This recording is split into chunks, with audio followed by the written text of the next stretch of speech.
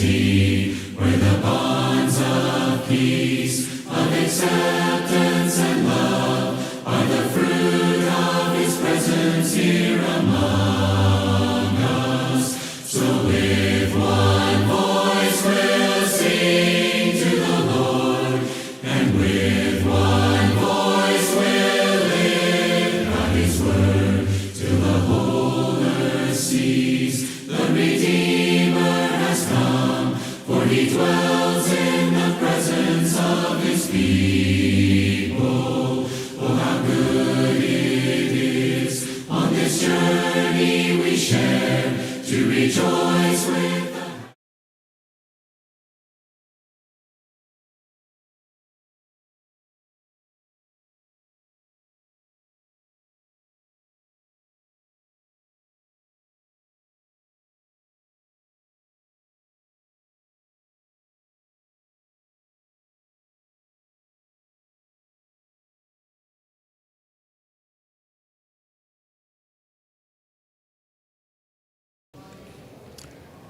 We will continue to be led in our Bible study by Steve. Gary will lead us in a song at the appropriate time, and Heath will say our prayer. I want us to remember to keep Raina Howard in your prayers, as she is at home recovering now, still in a lot of pain, still no visits or phone calls, but she does have a voice. So she does have somewhat of a voice. So that's good news there. Both John Brady and Maria Chavez have been released from the hospital, and they are recovering at home now. I'd like to ask for prayers for my parents, James and Evelyn Reddick. My father had both of his knees replaced about 10 years ago, and they've pretty much expired at this point. And so he's going through quite a bit of pain now, going through some other potential treatments in order to help to hopefully stave off another knee replacement. But it's been very challenging for him to deal with that, because he's not the type of guy who ever complains about pain. I mean, in all the years I've known him, which has been most of my life, he's not that guy. So when he starts complaining about his knees hurting and just sitting around the house and not doing anything, it's bad. It's really bad. And my mom has discovered that she has something going on with her jaw. They thought it was due to her multiple myeloma, her bone cancer, but it turns out that she's in remission from that, still having the jaw problems, therefore not related. So they're working through that now as well. Jennifer Nicholas has asked for prayers for her niece, Katie Joseph, who is scheduled to have surgery on November 16th.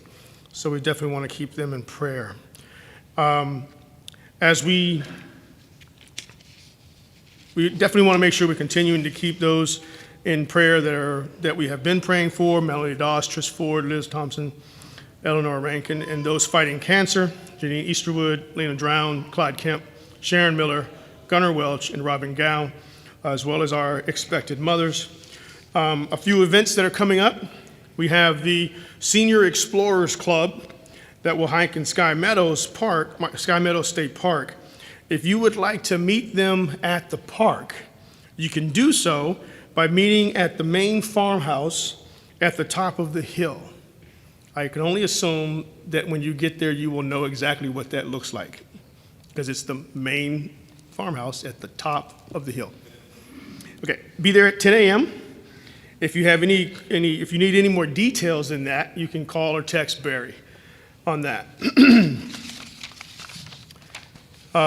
We have some youth group events coming up. There's a youth group devotional at the home of the Huddlestons here on November 12th as well. Then you have a couple of different practices. Please take a look at your bulletins for those dates. Looking at the Senior Saints Banquet on November 20th, that's what the youth group events are going to be preparing for. Looking a little further ahead, December 3rd, you have the Home Builders Care Group White Elephant Party at 5 p.m. December 10th, you got the Manassas Kids Christmas Party and the Youth Group Progressive Holiday Progressive Dinner. The 11th, we have the Manassas Kids Cookies with the Owls at 5 p.m. And then on December 13th, we have the Ladies' Annual Christmas Party. We'll also add Barry to our prayer list, in case you hadn't quite noticed yet that he's not here. Barry is at home dealing with the stomach bug. Yeah, so we'll keep him in prayers and ask him to stay home until that's done. All right, Gary?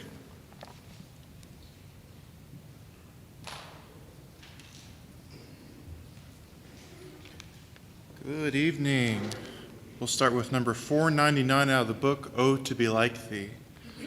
Lead some songs before our lesson this evening. Oh, to be like thee, blessed Redeemer, this is my constant longing and prayer, that in the Lord fill all of earth's treasures, Jesus I perfect likeness to wear. Oh, to be like thee, oh, to be like thee, blessed Redeemer, pure as thou art. Come in thy sweetness, come in thy fullness, and thine own image deep on my heart. Oh, to be like thee, full of compassion, loving, forgiving, tender and kind, helping the helpless, cheering the fainting, seeking the wandering sinner to find. Oh, to be like thee, oh, to be like thee, blessed Redeemer, pure as thou art. Come in thy sweetness, come in thy fullness, and thine own image keep on my heart. Oh, to be like thee, loving in spirit, holy and harmless, patient and brave, meekly enduring through reproaches, willing to suffer, others to save. Oh, to be like thee, oh, to be like thee, blessed Redeemer, pure as thou art. Come in thy sweetness, come in thy fullness, and thine own image deep on my heart. Oh, to be like thee, Lord, I am coming, now to receive your anointing divine. All that I have and I am bringing, Lord, from this moment, all shall be thine. Oh, to be like thee, oh, to be like thee, blessed Redeemer, pure as thou art. Come in thy sweetness, come in thy fullness, and thine own image keep on my heart. Our next song is 975. Thank you, Lord. After this song, we'll have prayer and go on to our lesson. For all that you've done, I will thank you. For all that you're going to do. For all that you promised and all that you are is all that has carried me through. Jesus, I thank you. And I thank you. Thank you. And I thank you. Thank you.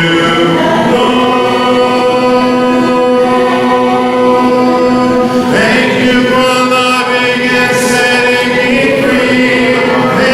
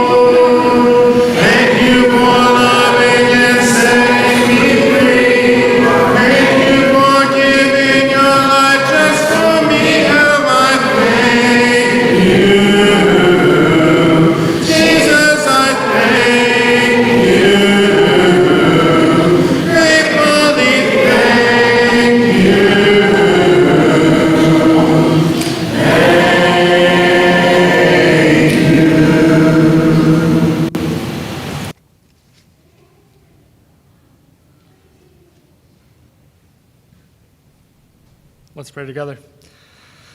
Dear Lord, thank you for this beautiful evening that you've given us to come here together and worship you and fellowship with one another and study your word. Please be with those who are teaching tonight to be able to deliver your word to those who are listening and that we can hear. Please be with us throughout the rest of this week until we come back together. In Jesus' name, amen.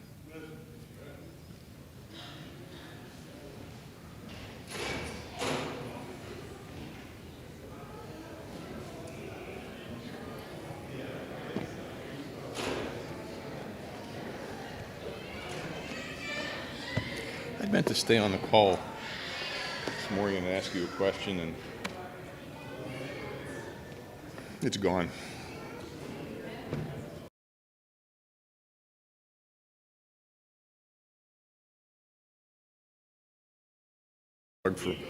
No.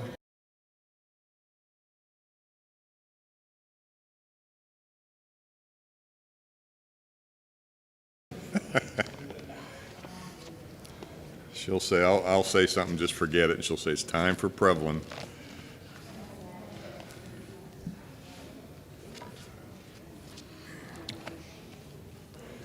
I cannot help that the choral is up there.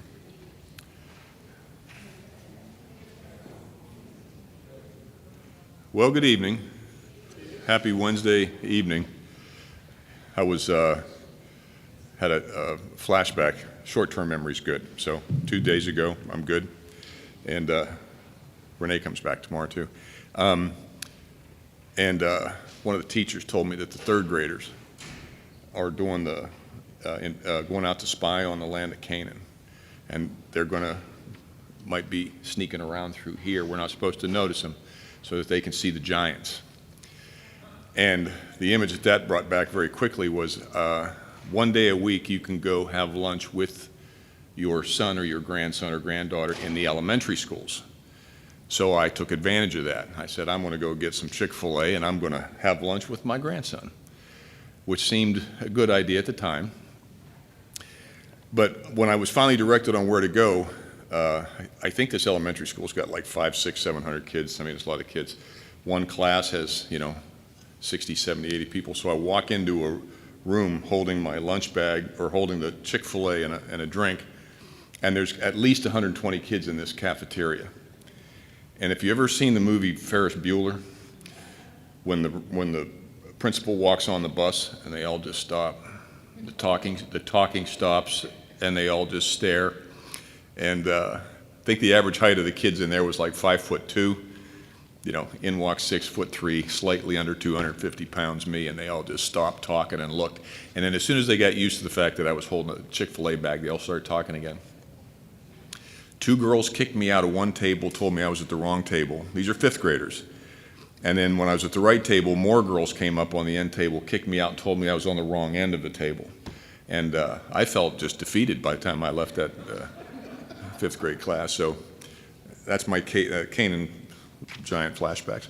Anyway, but I digress. We're studying Daniel, and last week we got into chapter 7 and 8. And again, we've covered the first 4 chapters that, when we're studying Daniel, we'll remember Daniel. Those first 4 chapters all belong to Nebuchadnezzar.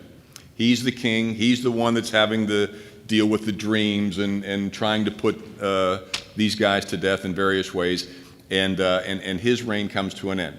The next king, not linearly, but down the road, and a relative of Nebuchadnezzar, is this Belshazzar, who owns chapters 5, the very next chapter, but then you don't see him again until chapter 7 and 8.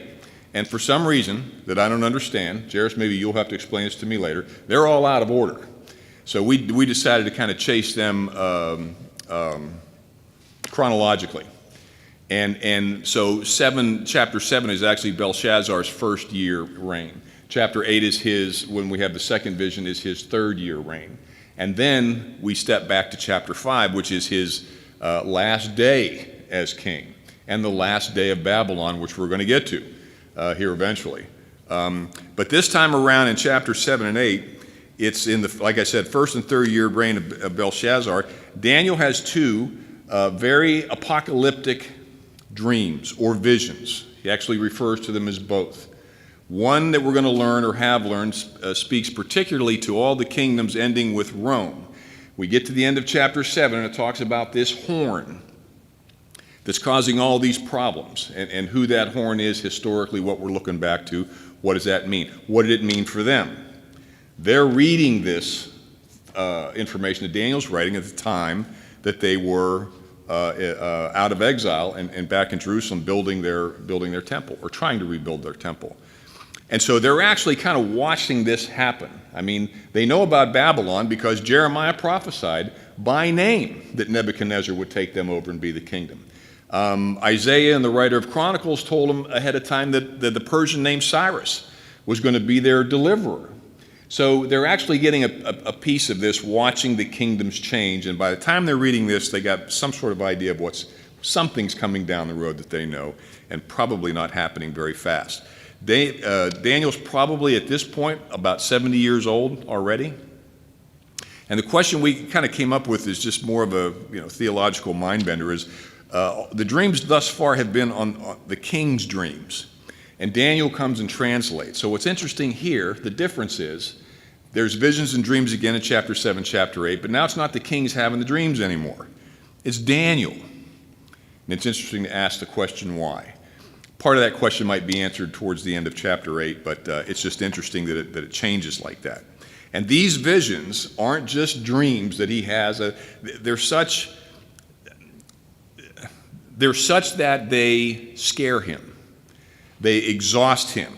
He's distressed over and over again, both in chapter 7 and 8. Every time he goes through one of these dreams, he is well, I shouldn't say visibly, but in his writing, visibly troubled by what he's seeing and what he's watching, and I find that interesting too. They just scare him. The visions in chapter 7, as we remember, mirror those that are in chapter 2, because he talks about the kingdoms in chapter 2 with the golden head and then the silver arms and the chest and the bronze and the iron all the way down. This time, this is a lot more detail and a lot more graphic. The winds of God are moving, and the sea of people are changing, and these beasts come up out of the sea that he references. And every time we read about these kingdoms, you get to kind of see a pattern of who you know they are. And the further they go through history, the more obvious it is. That first king with a lion with the wings of eagles, we know that's Babylon. The fact that the wings were plucked, the fact that Nebuchadnezzar was plucked and basically sent out into the wilderness for a while, that just kind of makes sense. And the same thing with the bear, with having two sides. We're going to see this again in chapter 8, a version of two, which is always referring to a Medo-Persian or a combined kingdom or empire, with Persia being the top dog in that all the time. We go through all these, and then by the time they get to Rome, it's no longer a beast that looks like something. It's this creature that he's trying to describe and just can't do anything except to say just this beast of a thing that's crushing everybody and eating everybody. And we know what kingdom followed the Greeks, and that was Rome. So we know it was Rome. We know that little horn had to be somebody in Rome. And when he calls out the 11th king of Rome, we know who the 11th Caesar was, and that was Domitian. And as we talked about a little bit, you go back in any history about Domitian and you read some of the terrible, horrible things that he did to the Jewish people, because he carried on formally and legally the idea that he was God and that he had to be worshiped. And that was the game changer, because up until that point, despite Nero's persecution, you could worship however you wanted to worship as long as you didn't get in anybody else's way. But when Domitian came along, he said, it's got to be me that you worship first, verbally, or death awaits you.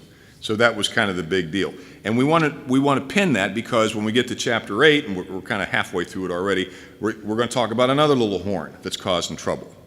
But it's not Rome, because he doesn't get to Rome. The prophecy in chapter 8 is a lot more specific about the Persian and the Greek transition. So anyway, and then in the middle of the judgment, just like there was the eternal kingdom that came after Rome in chapter 2, we get right in the middle of all this business of the creatures coming out of the sea before the interpretation comes, this vision and image of God walking into a hall, sitting on a throne, ideally with others because they talk about books. And the books are opened and judgment is made. And after that judgment is made, then you get this other scene of Jesus being brought up to him on clouds, presented to him in such a way that he is presented as the Son of God. And just another version of God making judgment in the middle of history, despite that the history for the Jews isn't a good one, which they brought upon themselves. But always that reminder Daniel shows us, or God shows Daniel in these visions, God's always there. The message is always good about how things turn out. The problem or the issue is what they have to deal with is what they have to live through waiting for that because of what they've done. Again, we'll see more of that in chapter 8. Anyway, so God's in control. The outcome is something that they have hope in, which is why they get these messages, but it's what they have to deal with in the meantime. So chapter 7 kind of gives you that big, long picture that takes you all the way through Rome, promises them that there's an everlasting kingdom, just like they did in chapter 2, that will be waiting for them on the other side, whether their life is shortened there or whether they make it longer. It's just that promise, the promise that has always been there for God's people, for the Jewish nation. Chapter 8 is another vision, another dream, another one that bothers him, another one that scares him and distresses him, and he's really going to get wigged out when he meets, in his vision, the angel Gabriel. And it's interesting when we get to that of how he reacts to what we just consider this wonderful, in our minds, beautiful, maybe warrior. This is Gabriel we're talking about here, and how he reacts when he sees to him. And as we started to talk about last week in chapter 8, we have rams and goats being presented here. These beasts that are coming out of the seas. They're not represented in that way, but they're still animals. They're still animals that, for this time would almost have to be that way so that they understand what you're talking about. They wouldn't use anything, or we wouldn't use anything of our language forced back on their day that they wouldn't understand. It's like we were talking about the statue. If they said that the head was made of Tupperware, they wouldn't get that. It had to be things that they knew and they understood and made sense to them. And so they understand rams and goats better than anybody. And we're told that the ram, as a spoiler later in the chapter, is this Medo-Persian Empire. And it's got two horns. The same kind of analogy that we got before. Every time there's Medo-Persian, there's always two things involved, two sides, two horns, one clearly longer than the other, representing which one? Persia. Persia was the one, and even when we get to these chapters, when we're done with this, after the Persian Empire takes over, we're going to read about a man named or called Darius. Might be a name, might be a title. And some people think or make the argument that means the Medes were in charge. Medes were not in charge. This was Persia that attacked. It was Persia that took over the kingdom, and it was Cyrus who was in charge. But we'll get to Darius maybe next week. So there's this ram, and he's got these two horns, and he's moving west, north, and south. South is always Egypt. West is always the land of Judah. North is Babylon. And he's moving in these directions to conquer these kingdoms, and in this case, the three kingdoms, like we talked about. The bear with the two sides had three bones or three ribs rather in his teeth. Generally, historians point back to the three kingdoms that he conquered, which was Lydia, Babylon, and Egypt. The three directions that were given here in his word. Then comes the goat, and this goat isn't running. What's he doing? Come on, you know what this goat did. How was he moving? How does Daniel tell us this goat? He's flying. His feet aren't touching the deck. And it's almost, I can't help but think of cartoons. Sometimes when you think of an animal kind of moving his feet, but he's flying across the ground. And here comes this goat that we now know is Greece, because we're told that. This whole vision is this battle or this transition between the Persian Empire, or what I'll just call the Persian Empire, and the Greeks, their empire. And this one's coming, he's flying, and he's fast. And remember from the previous chapter, the Greeks were represented as what animal? Do you remember? Fastest animal of the four that they saw, which was a leopard, which again points to speed of this kingdom moving. speed of the kingdom taking over. This was Alexander the Great. This was his kingdom initially that moved in. But it tells us, just like before, when we had images of four things, this goat is coming at the speed of sound towards the ram, and they butt heads. And when they butt heads, they crush the two horns of the ram. And what happens to the one horn of the goat, of Greece? Becomes four, just like we talked about before. And those are the four kingdoms that were set up by some organization called the Dochia. I'd have to look that up and try to pronounce that right. But put those four kingdoms, with the Seleucid kingdom that we're going to be talking about being the furthest to the east. And that's important. Go ahead. Four generals. Four Four generals. Yeah, yes. Four generals fought over territory. Yes. Four ended up being out of colonies that were not created. Yeah. You know, the history and the detail of the wars that happened between the lines, that's a degree. I mean, just trying to dig into, and especially when you get to the prophecies of chapters 10, 11, and 12, there's so many wars. There's I think they're called the Punic Wars. Did I say that right? Punic Wars, the Syrian Wars. There's so much going on that you kind of have to track almost line by line historically to map it. But they do map. And we shouldn't be surprised that all fits. But yeah, the four kings, they go around, they do their thing. And so that's kind of where, and it's interesting in my version, I don't know about yours, the four horns that come out of the goat's head are called conspicuous. And I will admit to you that I had to go to a dictionary or Google and find that word. Anybody know what that word means? Conspicuous? Conspicuous? Not conspicuous, conspicuous.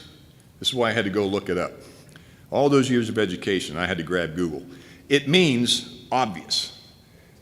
This wasn't, huh? Yeah, but my word's fancier. Conspicuous, obvious, or it stands out. This isn't something hidden. This is something they were going to know when they saw, when they were looking back at it, or when it was happening. So this wasn't anything hidden. Sometimes we read some of these verses and think, oh, this is a great mystery that we have to figure out. And that's just not the case. These were all written for the people at that time to understand, that they would understand either in the present or in the future, and nothing really hidden. And that's kind of where we left off with the rams and the goats. And some of these visions I like because they're written a little bit like a mystery. When you read in the first part of the chapter, you have no idea who the rams and goats are if you've never studied it before. You have to kind of wait towards the end of the chapter, and then they kind of tell you as a surprise, kind of like a whodunit, what they are and what they mean, and which we'll get to. But anyway, so let's go to, we're in chapter 8, verses 9 through 14. I'll stop talking for a while. Somebody read me those verses, chapter 8, verses 9 through 14.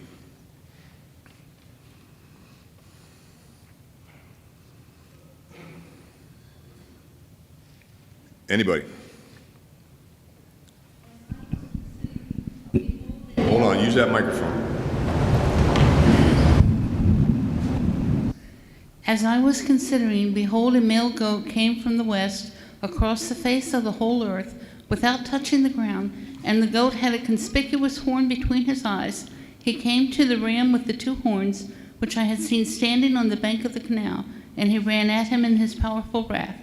I saw him come close to the ram, and he was enraged against him, and struck the ram and broke his two horns. And the ram had no power to stand.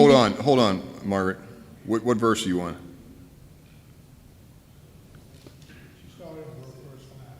Okay, start at verse 9 through 14. I'm sorry. You're right. Let's see. Sounded familiar.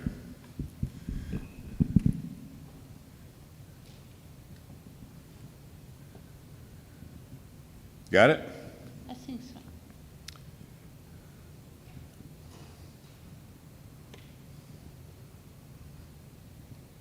Okay.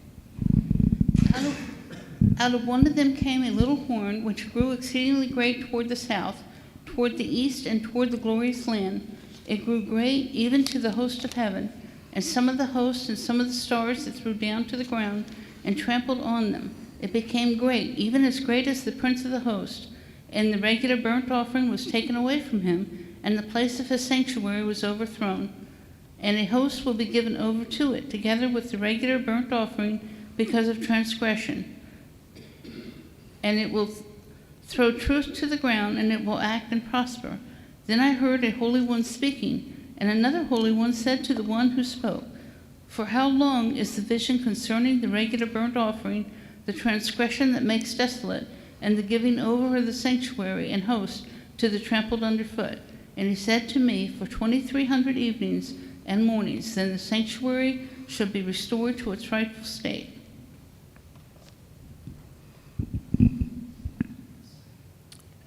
How far? Through 14? Oh, she did? I'm sorry. I missed the numbers. Okay. Okay, so we've got this little horn again that we're talking about. There was a little horn in chapter 7 when it was specifically dealing with the Roman Empire. Chapter 7 puts us in that environment.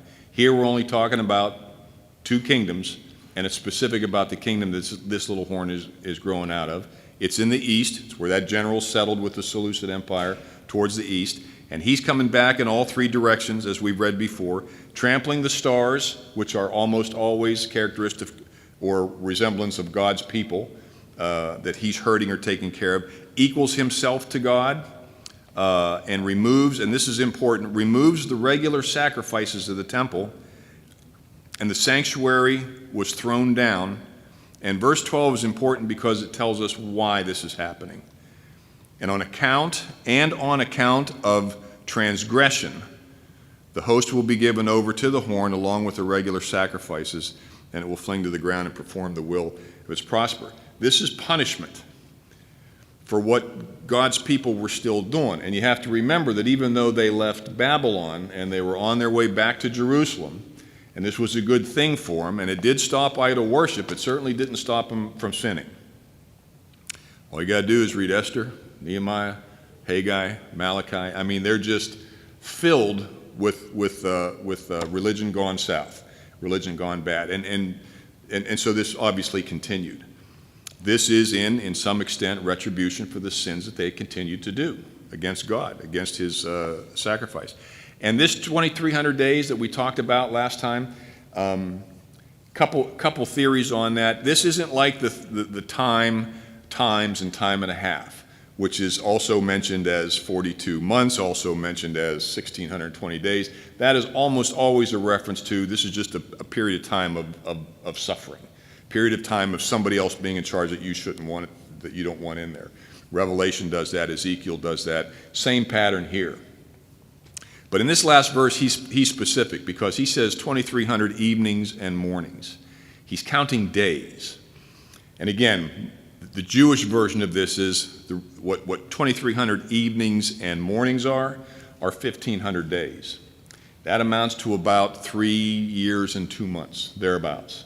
And if you take that aspect of it, that is the amount of time. And again, we're getting to the point where history is very well documented and very detailed. So it's not hard to go back and find out what was going on a specific date. But that time frame, about 167 to 164, was the time frame that the removal of regular sacrifices was initiated until the time the Maccabees took over in the revolt. It was about 3.5 years. And it was done by a man named King Antiochus IV Epiphanes, kind of the other horn of we were talking about only earlier. Yes, ma'am. I was thinking, and I think I've already proved myself wrong. To the Lord, 1,000 years is to the Lord 1,000 years of our time is this one day. Is that applicable here? I don't think so because again, he's specific about how he's describing the days, and it fits well with history. That is a period of time where Antiochus stopped their regular temple worship and disgraced it. And I'm going to read some things that get your attention about what he did. Others commentators will say, even if you take that and make that 2,300 days, that's about 6.5 years. One is 3.2 years. The total of 2,300 days, if you count it that way, is about 6 years and 4 months. And that's the time that Antiochus came in and started his own kingdom by killing the high priest named Onias. That happened in 170 AD. And then again, 164 AD is when the Maccabees took over, and that time frame is about 6.5 years. So I suppose you could look at it either way, but what fits better with the text is the fact that we're told specifically that the regular sacrifices would be removed. And that happened about 3.5 years before the Maccabean revolt. So it fits, it makes sense to me. If you've read something else and you know something I don't know, share it. It'll be as good as anything I got going up here. That seems to be the general consensus of most commentaries. Others kind of go left field with it or too far, but again, it makes sense. It fits the narrative, and so that's where they are. Yeah. So the time frame that Margaret mentioned. So the time frame that Margaret mentioned about, to God, 1,000 years is like a day, or a day is like 1,000 years. I think that does still apply. Mm-hmm. It applies to God. Mm-hmm. It doesn't apply to man. Good point. So the things that God has seen and knows exactly how this is going to play out. Mm-hmm. He's planned it all out. He understands exactly what's going to happen, when it's going to happen, and how it's going to happen. But the thing to remember here is that we still have to live through it, one 24-hour day at a time. Yep. Yeah. Okay? We don't have the benefit of being able to see what's going to be happening in 2,300 evenings and mornings. That's right. We just can't see that. No. So we got to live through it. Yeah. And I'm not real sure, again, when they're reading this, it doesn't mean anything to them. We talked about it last week. In chapter 7 and in chapter 8, he basically told with what he's writing, seeing and writing down, sit on this for a while. Because if you go tell everybody this, they're all going to go running around and not know what to do with the information, or maybe do with the information the same thing modern day commentaries do with some of this information. They turn them into these amazing stories about Armageddon and end of time and all that sort of thing. And that's not what's being talked about here.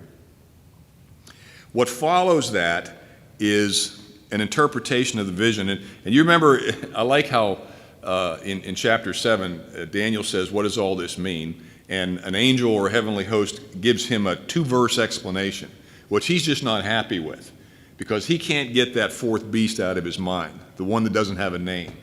And so the angel or the host, says, well, this is what it means. This is bad, but God will reign. I mean, that's what they say. This is a bad time, but God will overcome and his dominion will reign forever. And Daniel says, wait, hold up. Who was that fourth beast and what's going on with that? And that's when he goes in a little more detail about who the horn was and what he did, and some of the information that we can look at and map back historically to pin that to, in this case, a man named Domitian. So here we go in chapter 8 with this vision of what's going to happen with the Greece or the Greek Empire. And in verse 15 he says, when I, Daniel, had seen the vision, I sought to understand it. Behold, standing before me was one who looked like a man. And that's interesting, because that's what whoever it was, that's comfortable. We're comfortable when we see a human being and want to talk to him. However, what this man does, he says, and I heard the voice of the man between the banks of the Uli, and he called out and said, Gabriel, give this man understanding of the vision, which is also interesting to me. This host could have said anything he wanted to, but this is Gabriel's job. And Gabriel, in his, what I assume, whatever we want to call the original or heavenly state that he was in, approaches Daniel. And so he says, so he came near to me where I was standing, and when I came, I was frightened, fell on my face. But he said to me, Son of man, understand that the vision pertains to the times of the end. That's a term I want us to remember. But the fact that Daniel sees Gabriel coming after him and just gets weak-kneed and falls, and we've talked about this before, but we have this commercial world out there that has these images of angels as these cute little fairies that fly around, or maybe larger ones, and they all have these big, enormous wings, even though the Bible never tells us one time that an angel had wings, but there they are, big wings and nice and friendly and glowing faces.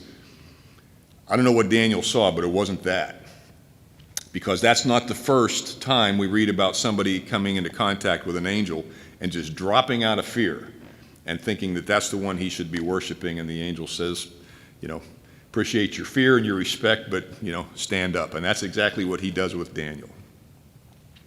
But he says these are visions to the times of the end. And I want to focus on that word, that phrase, and another one, because again, you have people that take that and assume that we're talking about the end of time, that we have just skipped from the Greek kingdom before the Roman kingdom and jumped all the way to the end of time. And I just don't see that, and I don't understand when they try to explain it to me. Time of the end means an end of a period of time, in this case a period of time of judgment or a period of time of God's executing whatever plan he's executing. He says, now while he was talking to me, I sank into a deep sleep with my face to the ground, but he touched me and made me stand upright, and he said, behold, I'm going to let you know what will occur at the final period of indignation. That's a term that we want to connect with time of the end.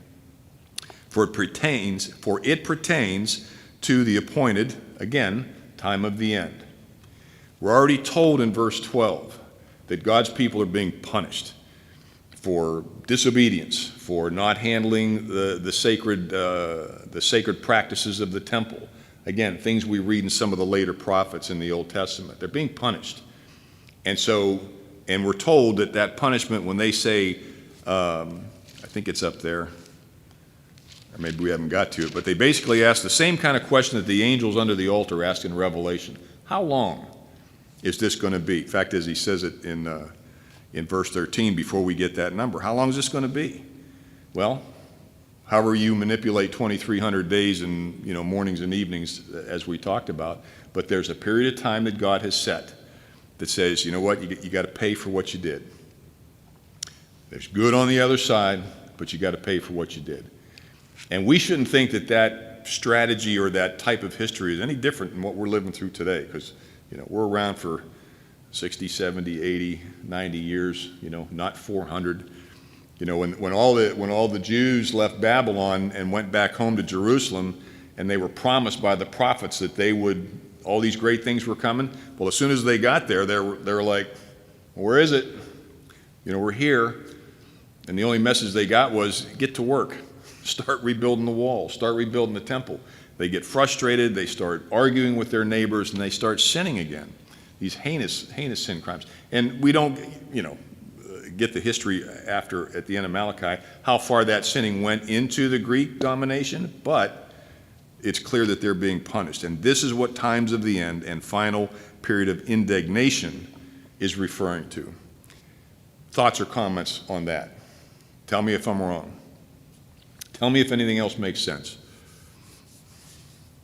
You trust me that much? Okay. All right. Verse 20 is the spoiler to the beginning of the chapter. The ram which you saw with two horns represents the kings of Media and Persia, and the shaggy goat represents the kingdom of Greece. There it is. No longer a mystery. We know exactly what's going on and what kingdoms are being transitioned here. The broken horn and the four horns that arose place represents the kingdom which will arise, and his nation, although not with his power. The latter period of the rule, when the transgressors have run their course, that's an implication to saying God's time of what that's going to do. There's going to be transgressors that will run their course, and a king will arise. This is who we are saying is King Antiochus IV. Insolent and skilled in intrigue. His power will be mighty, but not by his own power. And he will destroy to an extraordinary degree and prosper and perform his will. He will destroy mighty men and the holy temple. And through his shrewdness, he will cause deceit to succeed by his influence, and he will magnify himself in his heart, and he will destroy many while they are at ease.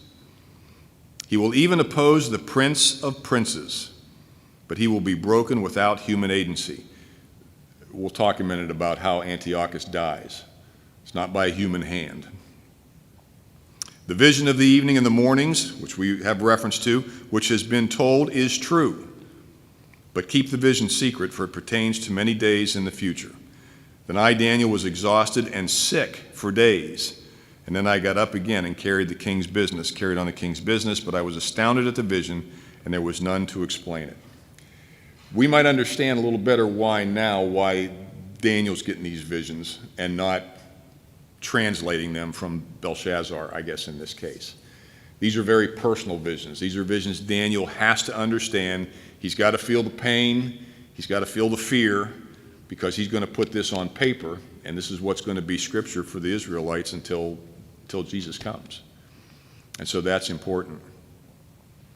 Of course, they don't say, in chapter 7, they don't say Domitian. And in chapter 8, they don't say Antiochus. We're kind of left to history. Some people believe, as I said before, that Daniel was written at the end of the Greek Empire almost as a history lesson. These are the things that happened. And this is not a history recording. This is something that God's people would read, and as time moved on, would understand more and more that they made sense. So much so, as we've stated before, that by the time the Roman Empire became in charge, all the priests and all the Jewish leaders had an idea, a good sense, that this was the time the Messiah was coming because of what Daniel wrote. I mean, they were counting off the kingdoms just like we were, just like they were early on, and said, whoa, that third beast that came out of the water, it's gone. And now the beast that they can't explain, so terrible, doesn't even have a name, we're right in the middle of. They knew Jesus was coming, which explains the various sects that they had at that time. Everybody kind of had their own idea of what the Messiah was and what he was going to do and when he was coming and all that sort of thing. So Daniel was quite the calendar for many of the Jewish people. When I first studied this, prepping for it, reading for it, our joke was 3 years ago. So I had 3 years to prepare. I'd never heard the name Antiochus before. And, the first time you read a name that's associated with a Bible that you haven't read, if you've been studying the Bible for a long time, my tendency is to go, yeah, come on, really? Never heard the name before. Sounds like a guy who started a city called Antioch, And again, but when you're studying Daniel, you got to have a history book close by, because these things map and they mirror. And I wanted to read you a little bit. Again, I use about 3 or 4 different resources to help prepare for Daniel, but a brother by the name of Adam Good puts together a commentary that's half commentary, half textbook. The level of detail in here and level history, the separate sections devoted to the Greek Empire and to the 4 kings and the various things like that.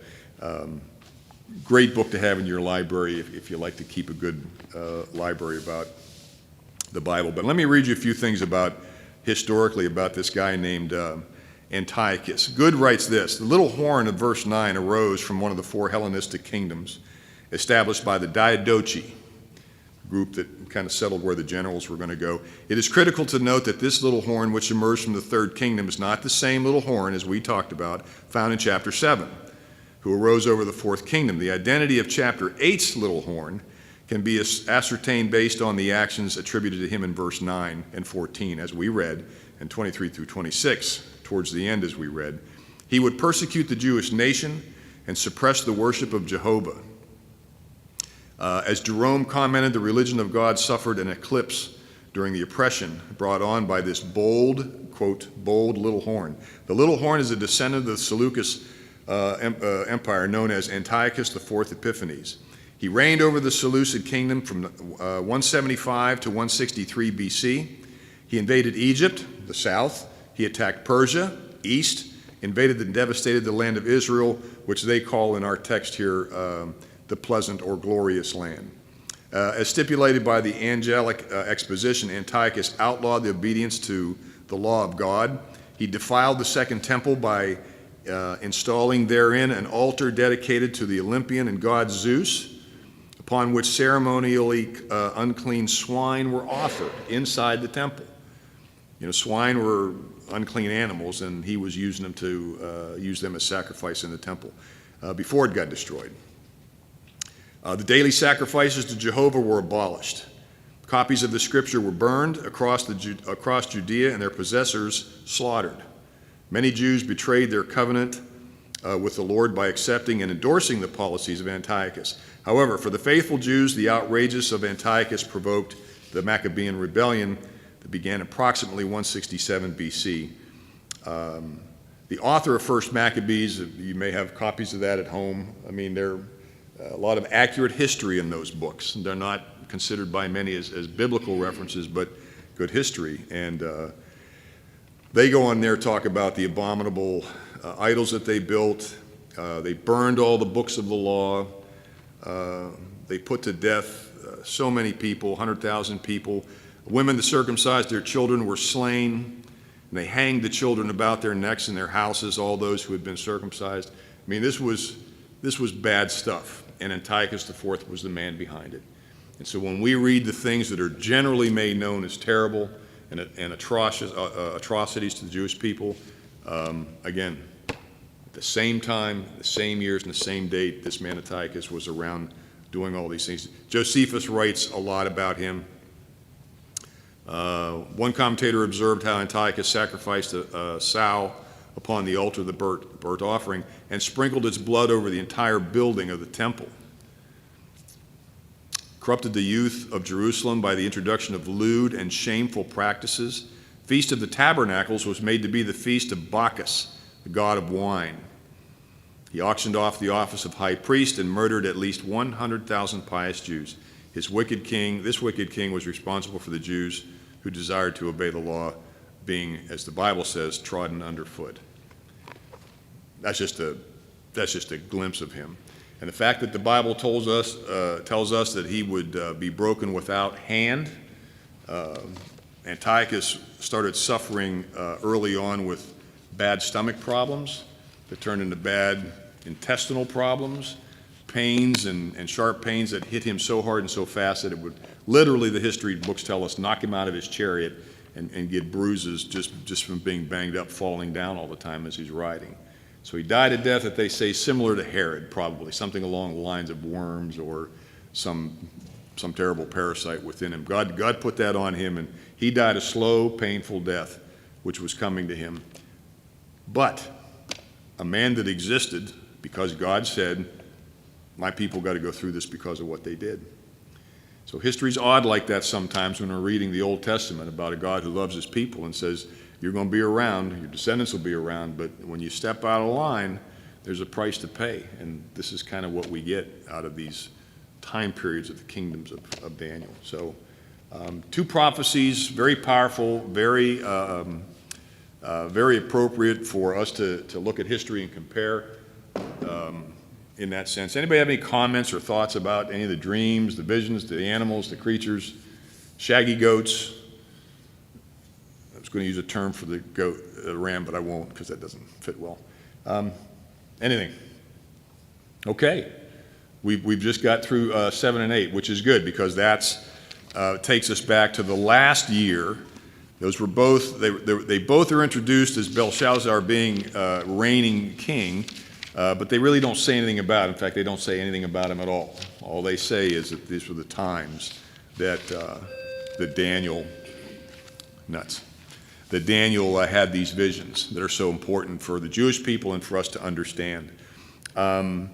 We'll get through hopefully we'll get through chapter 5 and start with, and remember I told you even when we get into the Persian Empire chapters, which is 6 and 9, those are introduced as Darius being in charge, Darius being the king. Darius is probably a governor of Cyrus. We're going to talk more about his name next week. But that's chapter 6 and chapter 9, which are also chronologically backwards. And again, I have no idea why. I keep searching, and maybe you can come up with something and educate the class, but they just don't seem to be in chronological order. And not all things are in chronological order in the Old Testament, but these are just chunks and chapters that man has put together and somehow seem to be out of whack a little bit, and I'm not sure why. But we'll get to the lion's den because that's under Darius. But in the meantime, Belshazzar is still the king of Babylon. And Nebuchadnezzar dies several years earlier rather, and like I said, there's several kings between Belshazzar, or between Nebuchadnezzar and Belshazzar. There's some generals who took over in there, just like they do in kings, that were kind of snuffed out quickly, and Belshazzar is a relative, so he comes back and he's blood. But this is a story of his last day. And I told you about the accuracy of the Old Testament. They say his last day was 539 BC, October the 12th. just in case you want to mark that on your calendar. I mean, they're coming up with days on a calendar that I don't understand. Anyway, there's a battle, if you're a history nut, called the Battle of Opis, O-P-I-S, which is the battle that kind of sends the Babylonians running back to their castle where they are. And there was a time when, as we talk about Darius, one of the things you're going to hear about Darius is people say he didn't exist because we can't find his name in history anywhere. Okay, if it's just a title, then that's not a problem. But for 1,800 years, that's what everybody thought about Belshazzar, that he didn't exist because we don't have his name in history. And somewhere around 1826, you know, 100 years or so ago, somebody dug something up, and it had script in there of Nebuchadnezzar writing specifically about Belshazzar.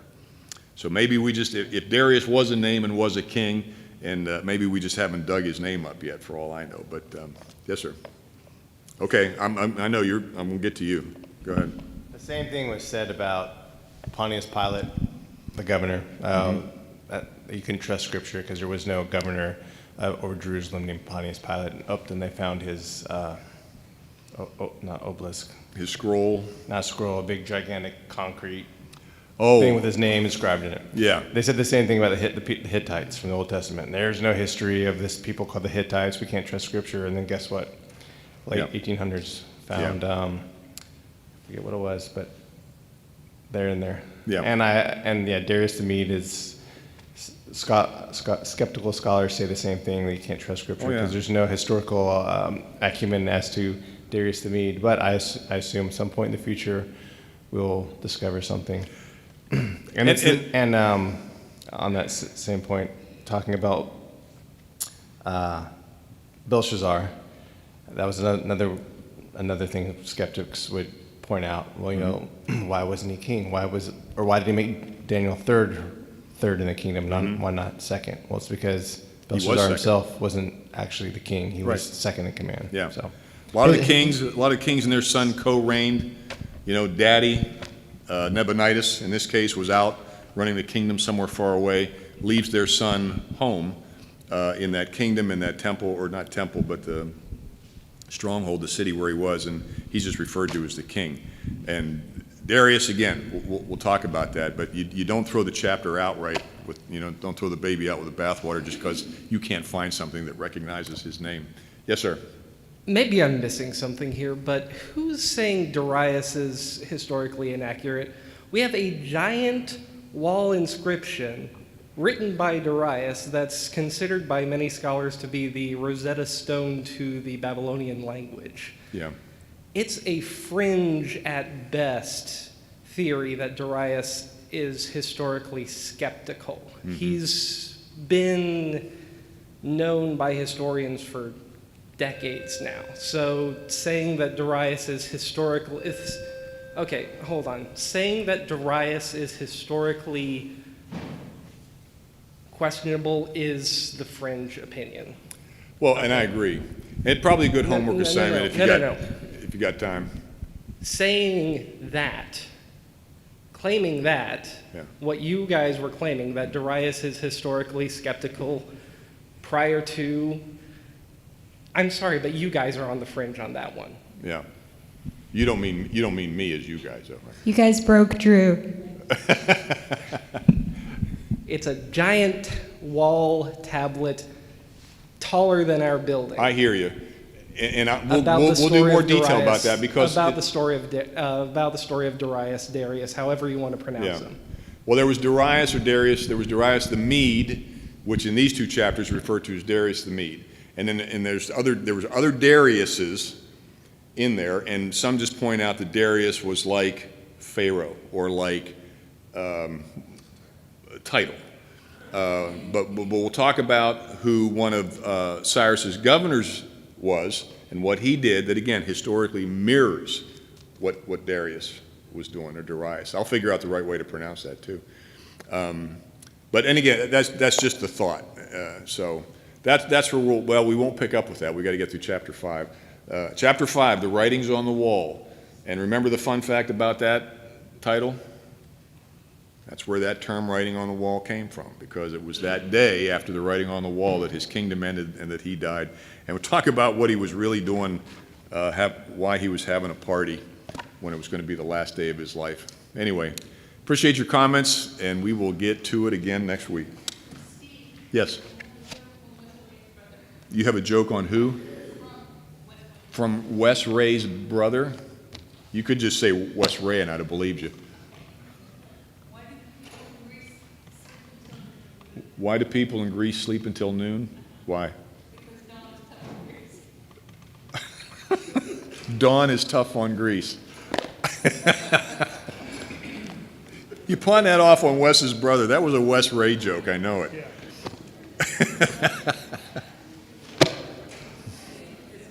Isn't it interesting, Steve, how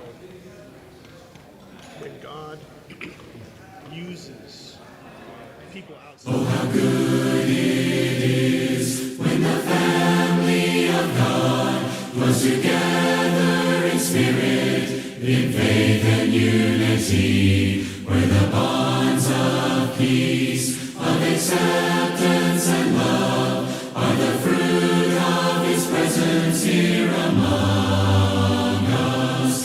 So with one voice we'll sing to the Lord, and with one voice we'll lift out his word till the whole earth sees the Redeemer has come, for he dwells in the presence of his people. Oh, how good it is on this journey we share, to rejoice with the happy and weep with those who mourn, for the weak find strength, the afflicted find grace, when we offer the blessing of belonging. So with one voice we'll sing to the Lord, and with one voice we'll lift out his word, till the whole earth sees the Redeemer has come, for he dwells in the presence of his people.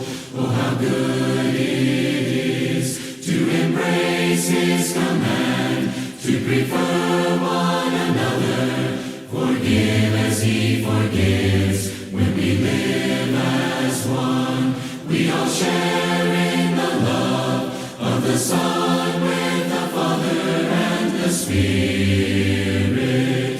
So with one voice we'll sing to the Lord, and with one voice we'll lift out his word, till the whole earth sees the Redeemer has come, for he dwells in the presence of his people. So with one voice we'll sing to the Lord, and with one voice we'll lift out his word, till the whole earth sees the Redeemer has come, for he dwells in the presence of his people. For he dwells in the presence of his people.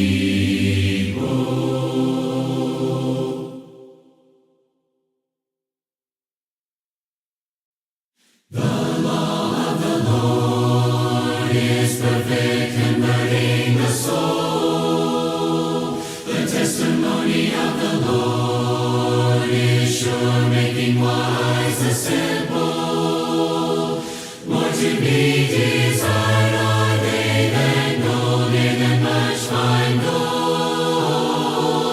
Sweeter also than honey, and the honeycomb. The statutes of the Lord are right, rejoicing the heart. The commandment of the Lord is pure,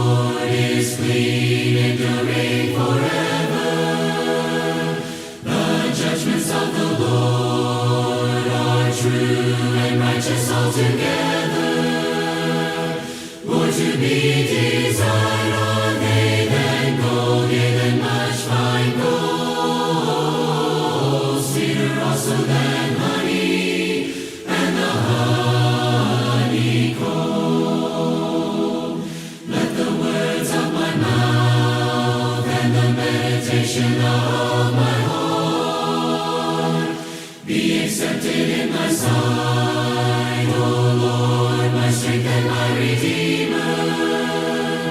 More to be desired are they than gold, yea, than much fine gold, sweeter also than honey, and the honeycomb. And in keeping of them there is great reward, there is great reward. And in keeping of them there is great reward.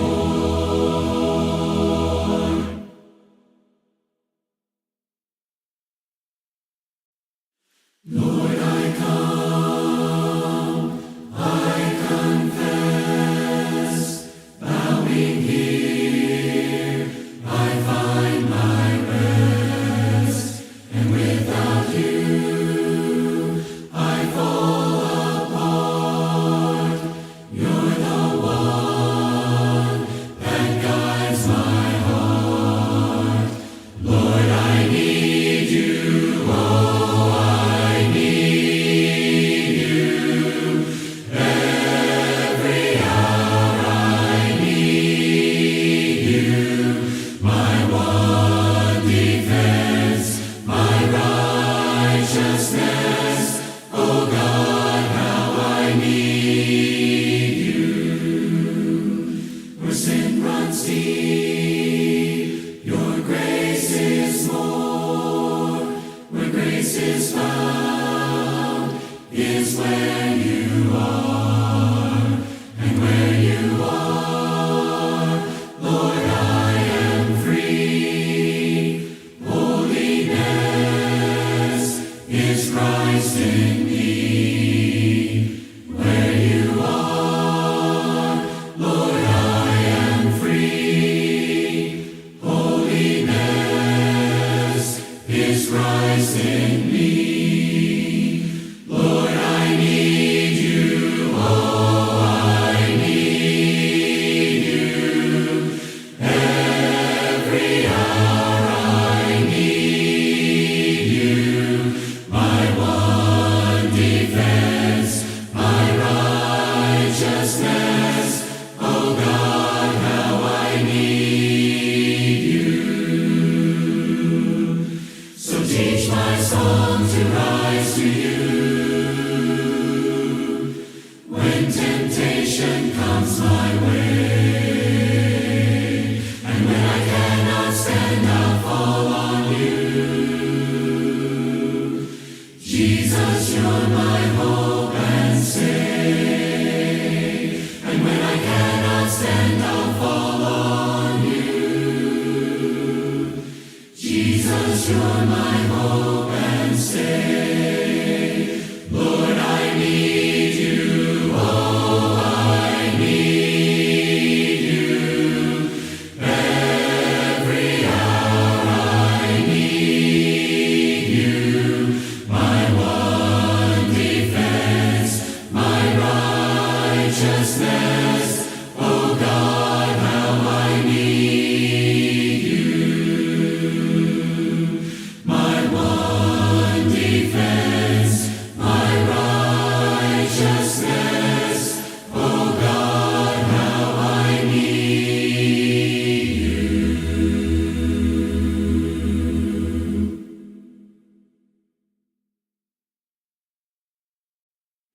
Long before all of creation, all that I see, you stood alone in your glory eternally. Then with a word you created galaxies formed at your feet.